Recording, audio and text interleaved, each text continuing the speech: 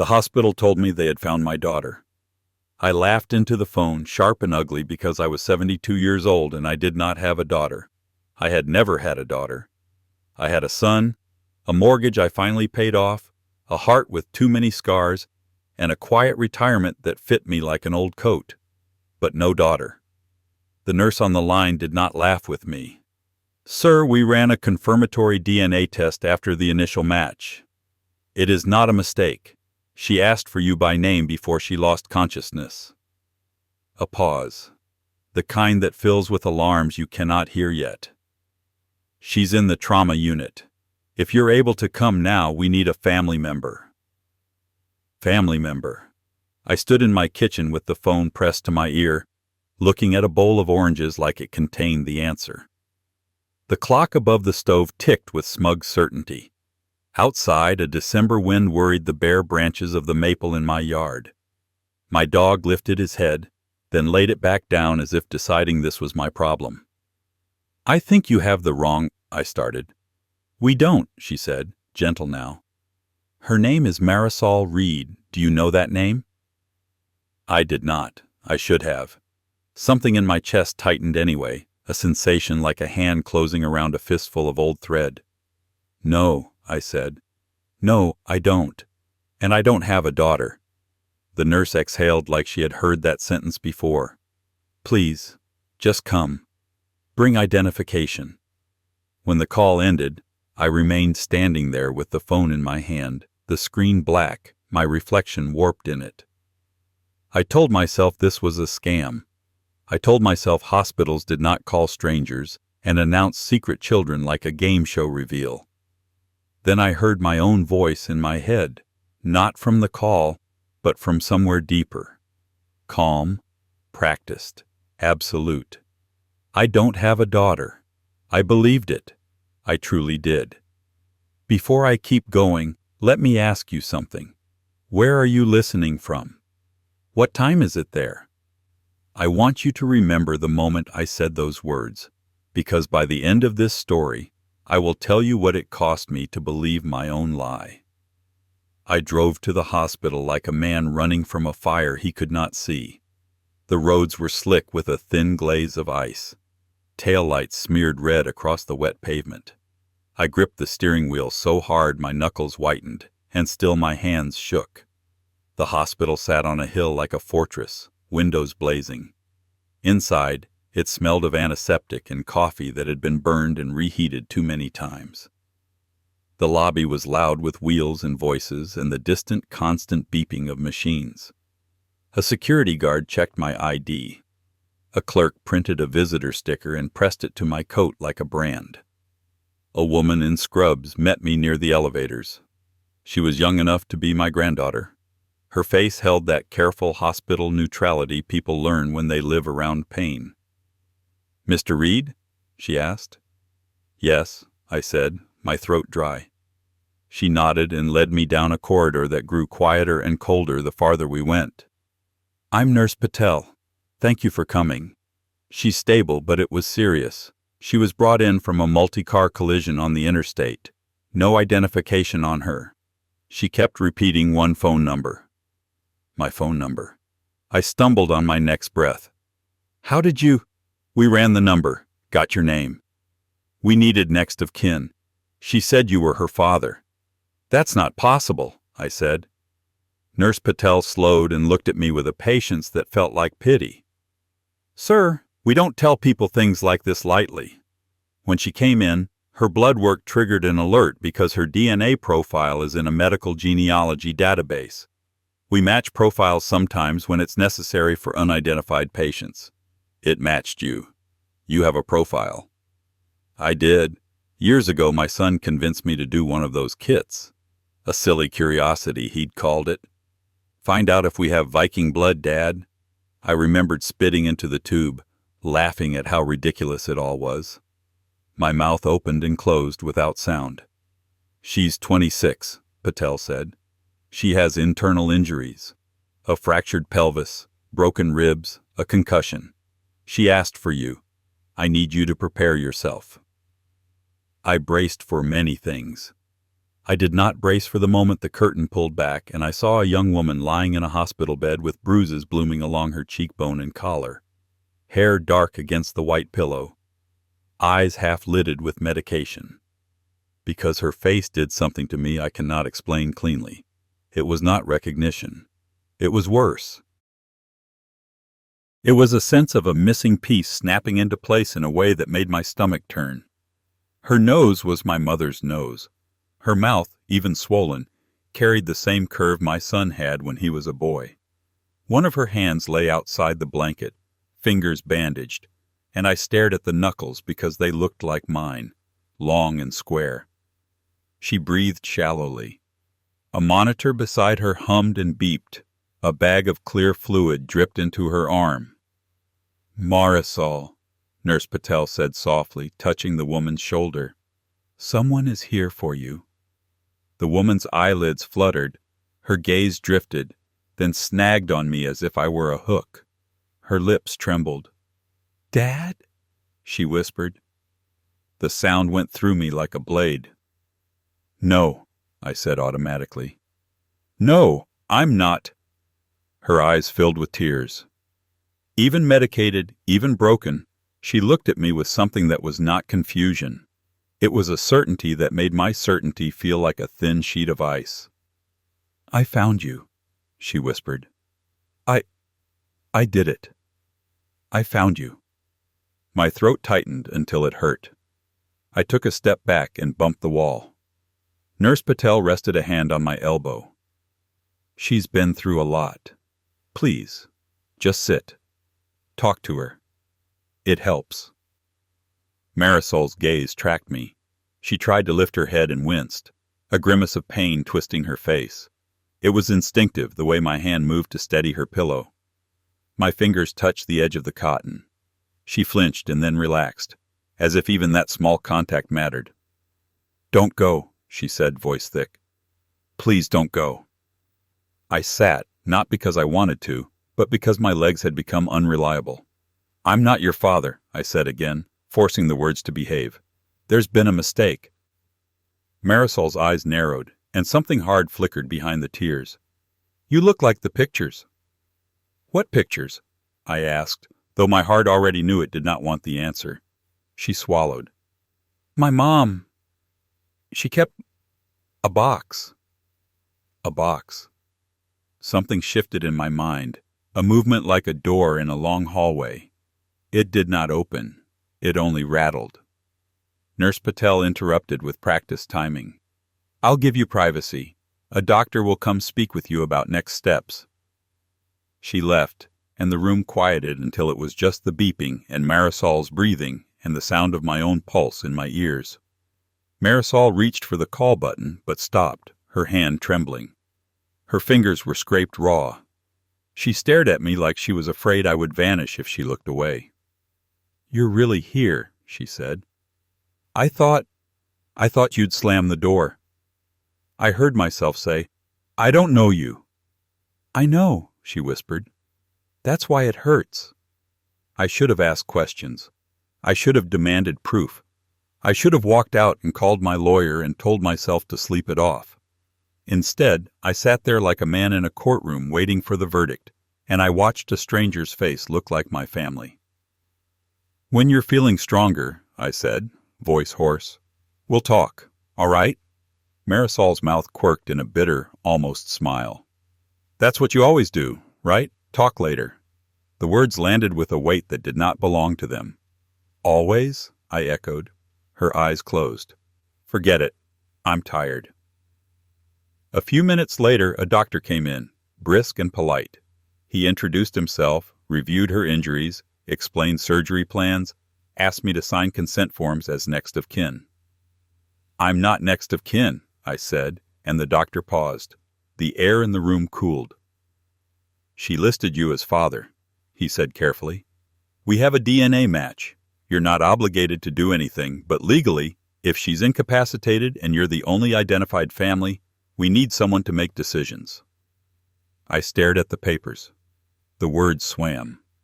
Next of kin, consent, risks, blood transfusion. What if I refuse? I asked. The doctor's gaze did not change, but something in it hardened. Then we proceed with emergency protocols. But it's better when family is involved. Better for her. Better for her. I picked up the pen. My hand shook. My signature looked like a stranger's. After the doctor left, I remained by Marisol's bed, staring at the line where my name sat, black ink on white paper. The part of me that had spent a lifetime being controlled, careful, strategic, whispered that I was being trapped, scammed, manipulated.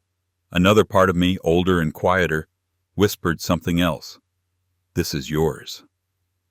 I drove home past midnight with my hands still smelling faintly of hospital sanitizer.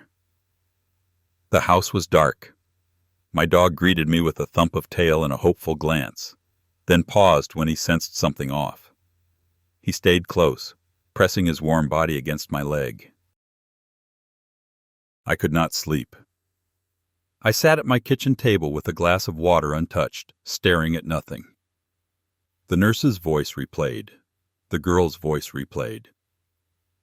Dad? I called my son the next morning. He answered with sleepy annoyance that turned to concern when he heard my tone. Dad, what's wrong? I told him, and there was a long silence. That's impossible, he said finally. That's what I said, I replied. Do you want me to come? No, I said too quickly. Not yet. Let me sort it out. Because I needed to be certain. Because if I brought my son into this and it was false, I would look foolish. And because if it was true, I didn't know what it would do to him. I spent the next day doing what I have always done when life turns surreal. I hunted for facts. I called the hospital to confirm the nurse's identity. I asked for the lab report. They wouldn't release it without authorization, but they confirmed the match. I called the company that held my DNA profile and asked how they handled medical matches. They gave me a clinical answer that did not touch the terror in my gut. Then I went looking for the name Marisol Reed. It took me 10 minutes online to find her. She had an ordinary digital footprint, a school honor roll photo from high school, a community college graduation post, a picture of her holding a rescue dog, a fundraiser page for a women's shelter she volunteered at. In every photo, her eyes seemed to look past the camera as if expecting someone to step into frame. She had the same last name as mine, Reed. That at least could be coincidence, or it could be a choice. I clicked deeper until I found an old newspaper article. Local woman dies in apartment fire. Single mother. Neighbor says she was always working, always tired, always trying.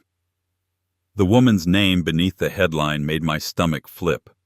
Elena Morales. For a moment the kitchen around me tilted. No, that wasn't possible either. I had not heard that name in decades. I had buried it. I had built a life that did not include it. Elena Morales had been a girl with ink-stained fingers and a laugh like a match struck in the dark. We met when I was 21, ambitious to the point of cruelty, chasing internships and titles like they were oxygen. She was working nights at a diner while taking classes. We were young, reckless, convinced we could outrun consequences.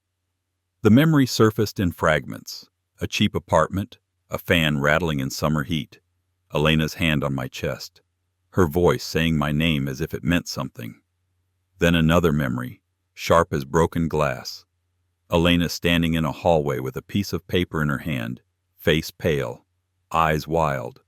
I pushed the laptop away so hard it nearly fell off the table. I don't have a daughter, I told the empty room. My dog whined softly. I said it again, louder, like volume could make it true. I don't have a daughter. But my mind had begun to betray me. That night, I dreamed of a hospital room not like the one with Marisol, but older, dimmer, full of the smell of sweat and bleach. I dreamed of Elena lying in a bed, hair stuck to her forehead. I dreamed of a tiny cry like a kitten. I woke with my shirt damp from sweat and my heart pounding as if it had run a mile. I went to the closet in my bedroom and stared at the top shelf where I kept old boxes.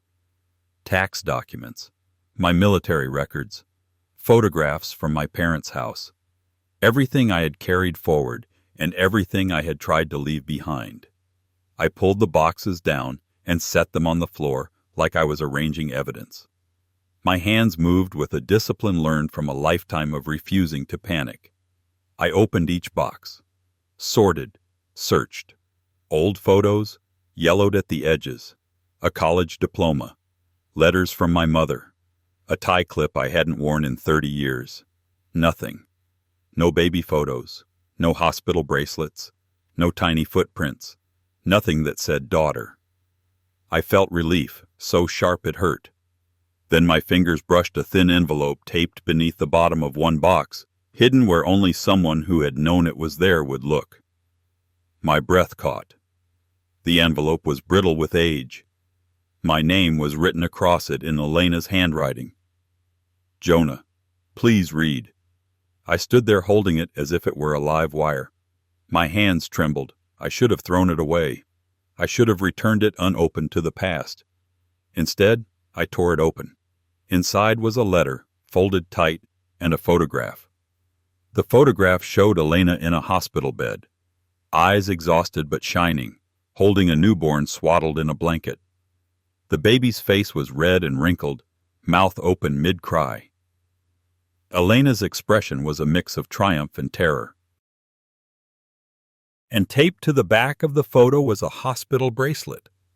The last name printed on it, in faded ink, was Reed. My knees weakened. I sat on the edge of the bed, clutching the photograph. My mind rebelled. This is fake. This is someone else. This is a cruel coincidence. But the letter in my hand was real paper. Elena's handwriting was real. I had read it 1,000 times once, before I decided I never had. I unfolded the letter. Jonah, if you are reading this, it means I failed to make you read it when it mattered. I'm not surprised. You have always been good at walking away from the thing that needs you. I'm keeping this short because you don't like long feelings. You like plans. You like outcomes. We have a daughter. She is here. She is alive. She is perfect and furious and loud, and I love her so much it scares me. Her name is Marisol. I picked it because it means sun and sea, and I want her to have something brighter than the way we started. You can pretend she doesn't exist. You can tell yourself whatever story you need to tell to keep running. But if you ever stop, if you ever grow tired, if you ever wonder what you left behind, remember this. She is not a mistake. She is not a problem in your way. She is a person. I am not asking you to be a hero. I'm asking you not to be a ghost. Elena. My vision blurred. I read it again and again. And in the space between the words, something awful clicked into place. I had read this letter before. I had sat in a different room with a younger body and a different kind of fear, and I had read it and felt my career stretch out in front of me like a highway. I had told myself I could not be dragged down by consequences. I had told myself I would send money. I would check in later. I would do something once I was stable. Later became never. Then I had done something even worse.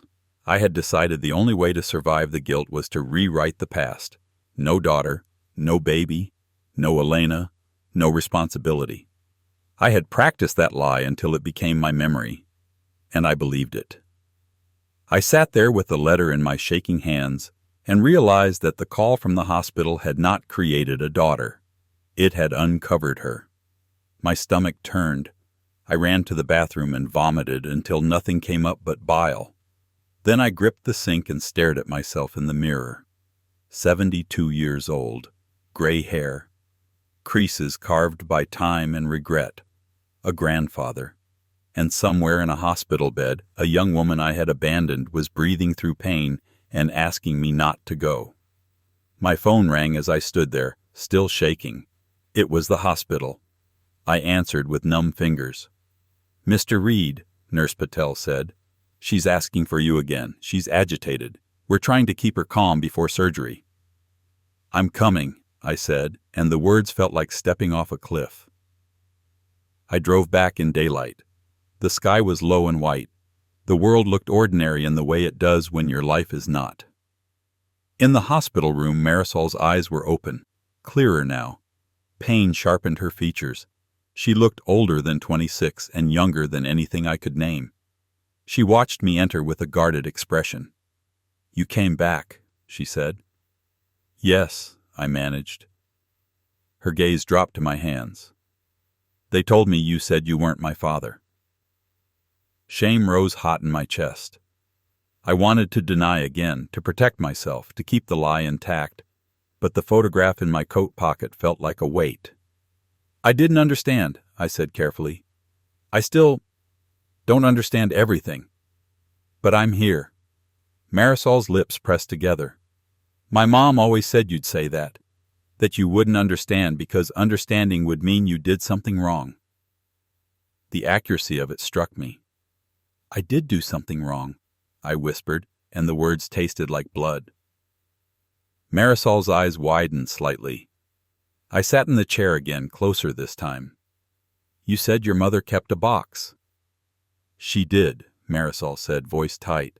"She kept it like a shrine and a weapon. Pictures, letters, your name, your old address. She said if I ever wanted to find you, it would be there." "Did you?" I asked. Marisol stared at the ceiling for a moment, blinking hard. "Not when I was a kid.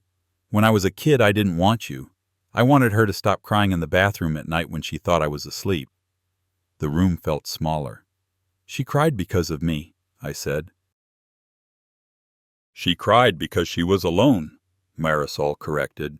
"She cried because every time the rent went up, she had to choose between groceries and keeping the lights on. She cried because I got sick and she couldn't miss work. She cried because she loved me and she was exhausted." I swallowed. My throat burned. Marisol's gaze returned to me, sharp now. "And you were out there building your life?" "Yes," I said. The honesty surprised me. It was easier than denial in that moment, because denial required effort, and I was tired of effort. "You don't get to show up now and be—" "What?" she spat, then winced as pain jolted her. "A hero? A savior? The father who finally found his conscience because a hospital called?" "No," I said quickly. "No, I don't get that. I know I don't." Marisol's breathing quickened. Tears gathered again. "Then why are you here?" "Because I found the letter," I thought. "Because I can't hide anymore. Because I have been a ghost in my own story." Aloud I said, "Because you asked me not to go." Marisol's face tightened, like she hated that answer and wanted it anyway. A nurse came in to adjust her IV, and Marisol turned her head away, jaw clenched. When the nurse left, Marisol's voice was smaller. "She died," she said. I felt the words hit me like a blow. "Elena?" Marisol nodded once. "A fire, an old building, bad wiring. That's what they said. She didn't make it out." My chest constricted. The newspaper article flashed in my mind. The neat summary of a life reduced to a headline. "I didn't know," I said, and it sounded like the weakest sentence in the world. Marisol let out a bitter laugh that turned into a cough. "Of course you didn't." I leaned forward. "Marisol, I can't change what I did. I can't give you the childhood you should have had. I can't bring her back. But I can—" "Don't," she snapped. "Don't promise. Promises are the cheap part." She was right. Promises were cheap. I had used them like coins to buy myself time until time ran out. A doctor appeared at the door. "We're ready to take her down," he said. Marisol's eyes darted to mine. Fear flashed beneath her anger. They wheeled her bed out. I walked alongside until the doors to the surgical wing blocked me. She reached out, and I caught her hand for a moment. Her fingers were cold. "Don't disappear," she whispered. "I won't," I said, and I knew that if I broke that sentence, I would not survive myself. They took her away, and I was left in a waiting room with plastic chairs and a muted television showing a daytime talk show no one watched. Families sat in clusters, clinging to coffee cups and each other. I sat alone. For the first time in my life, I did not know how to fix something by working harder. There was no negotiation, no clever solution, no strategic retreat. There was only a girl in surgery and a letter in my pocket, and the fact that my entire life had been built on a lie so well told, I had convinced myself. I did not pray often, but I prayed then, quietly, awkwardly, like someone knocking on a door he had avoided for years. Please let her live. Hours passed. My son called. I told him, not now. My voice broke, and he went silent, then said, Dad, what is happening? I'll explain, I said. I swear I will. When the surgeon finally came out, his mask pulled down, his eyes tired, I stood so fast the room spun. She made it, he said. It was a difficult operation. She'll be in ICU overnight. There are risks, but she's alive.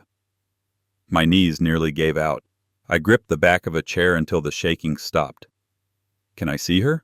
I asked. In a bit, he said. One more thing. She has a rare blood antigen issue. We may need additional transfusions if complications arise. We ran your blood type. You're a compatible donor. Of course I was. The universe did not do subtlety. That was the second hook, the moment everything shifted from emotional ruin to immediate urgency. This wasn't just about apologies and memories. She might need my blood to survive. My body might be asked to give what my soul had refused to give for 26 years. When they finally let me into ICU, Marisol was pale, tubes running from her like roots. Machines breathed and beeped and measured her life in numbers. I sat by her bed. I watched her chest rise and fall. I waited, and for once, waiting felt like work. In the days that followed, I lived at the hospital. I learned the rhythm of shift changes, the smell of disinfectant at dawn, the way nurses whispered near beds like they were afraid to wake pain. Marisol woke slowly. Her first clear words were not forgiveness, they were a demand. Tell me why. So I did, in pieces, because some truths are too big to deliver all at once. I told her about being young and terrified and greedy for a future I thought would vanish if I paused. I told her how I convinced myself I was doing the practical thing, how I said I would help later, how later never came. Marisol listened with her face turned away, tears slipping into her hair. When I told her I had believed my own lie, she finally looked at me like I was something she did not want to understand. You forgot me, she said. I did, I whispered. Her mouth twisted. How do you forget a person? I didn't forget you the way you forget a name, I said. I buried you. I buried the part of me that knew you existed because I couldn't live with what it said about me. Marisol stared at the ceiling. So you saved yourself? Yes, I said. And it was the ugliest kind of saving. The next day she asked about my life. Not because she cared about my comfort, but because she wanted to see what she had been traded for. So I told her. I told her about my career, my promotions, the nights I stayed late, the cases I won, the praise I chased. I told her about my wife, now gone, and my son, and my grandchildren who called me grandpa like I was a safe thing in the world. Marisol's face remained blank as I spoke. When I finished, she said, So it worked. You got what you wanted. The shame in me flared again. Yes, I admitted, and it still wasn't worth what it cost. Marisol's eyes narrowed. That's easy to say now that you're retired and comfortable. You're right, I said. That's why words won't be enough. Over the next weeks, I began doing the only thing I could do that might matter. I showed up. I brought her clean clothes. I argued with insurance administrators when they tried to deny coverage for her rehab. I learned the names of her physical therapists. I sat through her pain without trying to fix it with platitudes. When she cried, I did not tell her to be strong. I simply stayed. One afternoon, while she was practicing taking steps with a walker, she collapsed in tears, shaking with exhaustion and rage. I hate you, she sobbed. I hate that you have grandchildren. I hate that you know how to be a grandfather, but you couldn't be my father." The words cut, but they were honest, and honesty was the only ground we had. "I deserve that," I said. Marisol looked up, tears streaking her cheeks. "Do you even remember her? My mom?" I reached into my coat and pulled out the photograph, the one I had hidden for decades. "I remember," I said, voice rough. "I remember more now than I ever let myself." Marisol stared at the picture as if it might burn her. Her hand trembled as she took it. She traced Elena's face with her fingertip, then the tiny swaddled baby. "That's me," she whispered. "Yes," I said. Marisol swallowed. "She kept saying you'd come back. Sometimes she said it like a prayer. Sometimes she said it like a curse." "I didn't deserve her faith," I said.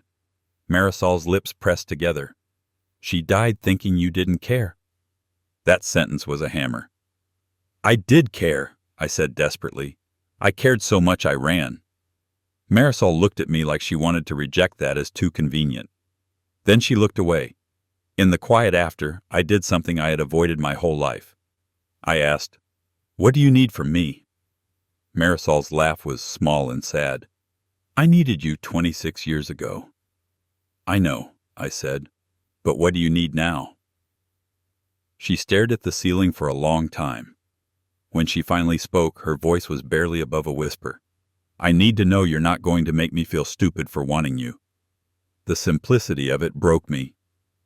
"I won't," I promised. "I swear to you." After she was discharged, I brought her home to my house. Not because she asked. She did not want charity. Not because I wanted to play hero. I did not deserve that fantasy. But because she needed a place to recover, and I had a place, and the only meaningful thing I could do was offer what I had withheld. She moved into my guest room. I cleared out the old furniture. I installed a railing in the hallway. I put a nightlight in the bathroom because I remembered how hospitals were never truly dark. The first night she slept under my roof, I lay awake listening for sounds that would tell me she was still there. Every creak of the house made my heart lurch. In the mornings, I made coffee and oatmeal, and I set a bowl of fruit on the table like some foolish offering. Marisol ate in silence at first. She watched me with suspicion, as if waiting for me to demand gratitude. I never did. One day, she asked, "Do they know about me?" "My son doesn't," I admitted. "Not yet." Marisol's jaw clenched. "So you're ashamed?" "No," I said quickly. "I'm afraid. There's a difference. I'm afraid of what it will do to him. I'm afraid of what it will do to you." Marisol's eyes sharpened. "You don't get to protect me from the truth now." She was right again. That weekend, I invited my son over. I told him I needed to talk. He arrived with his wife and my 2 grandkids, full of casual warmth, unaware he was stepping into a storm. I sat them down in the living room. My hands shook. My grandson played with a toy car. My granddaughter leaned against my daughter-in-law's shoulder, sleepy. Marisol stood in the hallway, partially hidden, her cane in one hand, her other gripping the doorframe like it was the only thing keeping her upright. My son looked at her and frowned. "Who is that?" I felt the old instinct surge. Deny. Deflect. Control the narrative. Instead, I said, "Her name is Marisol." My voice cracked. I forced it steady. "She's my daughter."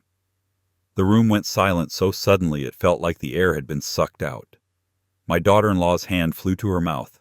My son stared at me as if I had spoken in another language. "That's not funny," he said. "It isn't a joke," I replied. My grandson rolled his car across the carpet, oblivious. My son stood slowly. "Dad, what are you talking about?" Marisol stepped forward, trembling.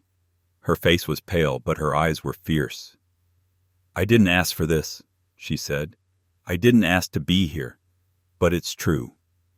My son's gaze snapped to her, then back to me. His voice rose. "You told me you and Mom only had me." "I did," I said. And I was lying. The confession tasted like acid. My son shook his head, breathing hard. Why? Why would you? Because I was a coward, I said.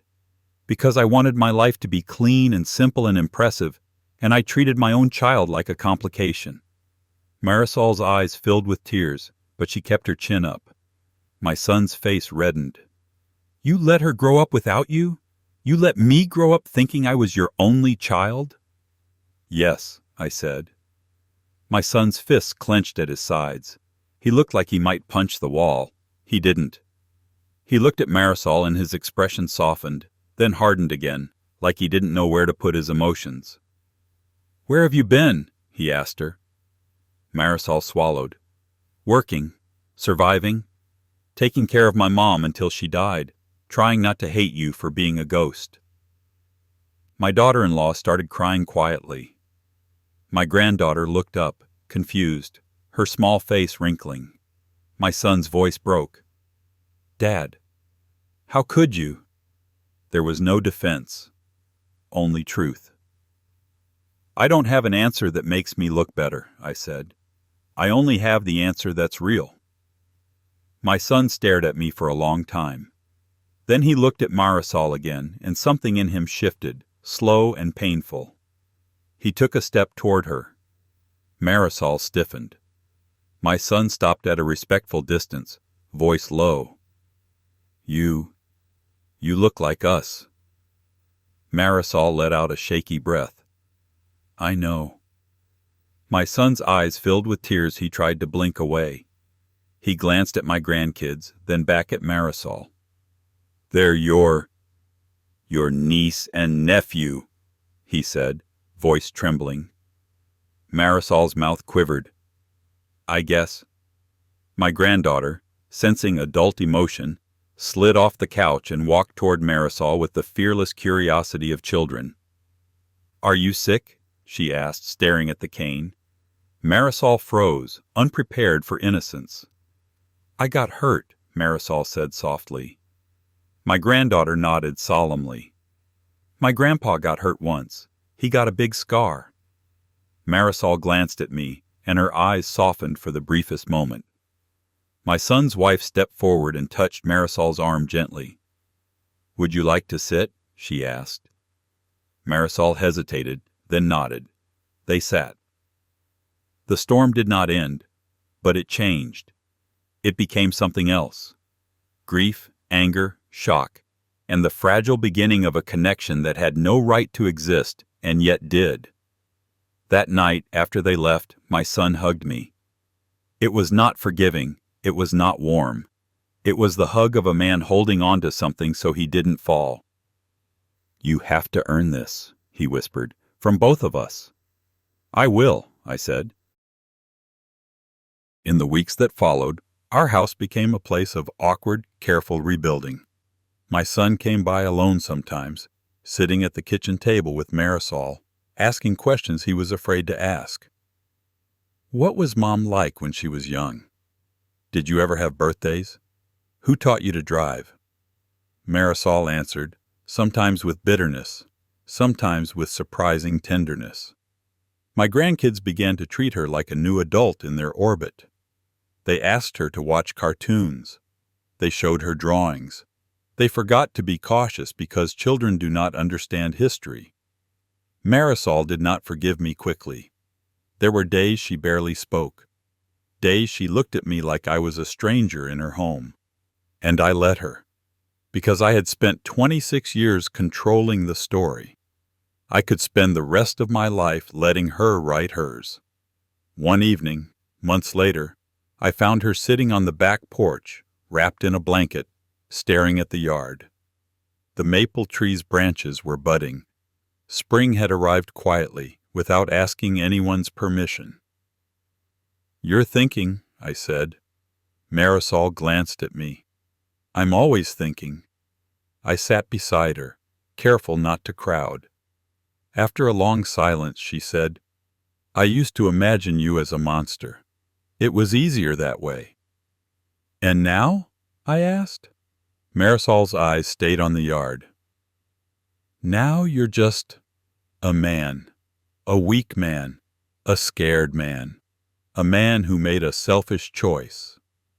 The truth stung, but it was cleaner than lies. Yes, I said. That's what I was. Marisol's voice softened. You really didn't remember me, did you? I swallowed hard. I convinced myself you never existed. Marisol's jaw tightened. That's almost worse. I know, I whispered, and I'm sorry doesn't fix it.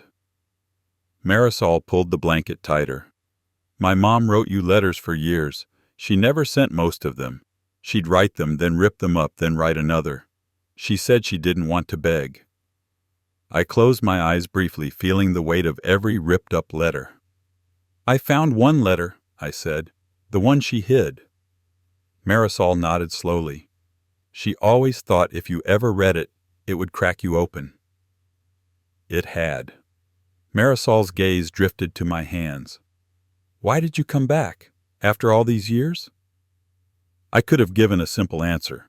The hospital called, the DNA match, the accident, but the real answer was uglier and truer.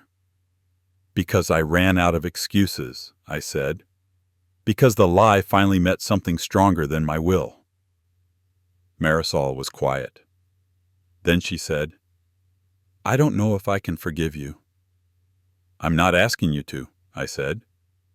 I'm asking you to let me try. Marisol's eyes glistened. Try what? To be here, I said. To show up. To stop being a ghost. Marisol's breath hitched. She looked away, wiping her eyes with the edge of the blanket. I hate that I want it, she whispered. I felt something in my chest loosen and ache at the same time. You're not stupid for wanting your father, I said. You never were. Marisol's shoulders shook silently. I did not touch her. I did not crowd her grief. I simply stayed beside her, matching her silence with mine. Weeks later, on a bright morning that smelled of cut grass, Marisol asked me to drive her to the cemetery. We stood in front of Elena's grave. The headstone was plain. Marisol placed a small bouquet of daisies at its base. Her hands trembled. I wish she could see this, Marisol whispered. She would have... Her voice broke. I stared at Elena's name carved in stone and felt the full, brutal fact of what my lie had stolen from all of us. I'm sorry, I said. And it was not a performance. It was a wound speaking. Marisol turned toward me, eyes wet. Tell her, she said. What? I asked. Tell her, Marisol insisted. Say it like she can hear you, because I need to hear it. My throat tightened. I faced the stone, the sky above it too blue for grief. Elena, I said, voice shaking. I was wrong. I was selfish. I was weak. I abandoned you when you needed me. I abandoned her. My breath caught. I forced the words out anyway. I can't fix it. I can't undo it. But I'm here now, and I will spend what I have left trying to make sure Marisol never feels alone again. Silence followed. Wind moved through the trees. Marisol exhaled shakily. Then she reached out and for the first time took my hand. It was not forgiveness. It was not absolution. It was a beginning. That night, back at home, Marisol sat at the kitchen table with my grandchildren, helping them with homework. My son washed dishes beside me, quiet but present. My daughter-in-law hummed softly as she dried plates. I watched them and felt something I had not felt in years. Not triumph, not victory, a chance. I had spent decades believing a lie so I could build a life without one inconvenient child. In the end, the lie did not protect me. It only delayed the moment I would have to face myself. Marisol still has days when she can't look at me. Days when anger rises like heat off pavement. I accept those days. I earn them. But she also has days when she laughs at something my grandson says, and the sound is sunlight in a room that has been dark too long. She calls me Jonah most of the time. Occasionally, when she's tired or distracted, a quiet dad slips out. Each time, it hits me like a bell. And each time, I answer. If you've made it this far, let me ask you one last thing. What would you do if the past called you from a hospital bed and demanded you stop running? Would you keep the lie that kept you safe, or would you step into the truth that could break you and heal you at the same time? Because I can tell you this much with certainty. The lies we believe about ourselves do not disappear. They wait. And when they finally come due, they take payment in years. My grandpa's words really happened. I believe him. If you want more true tales like this, hit subscribe.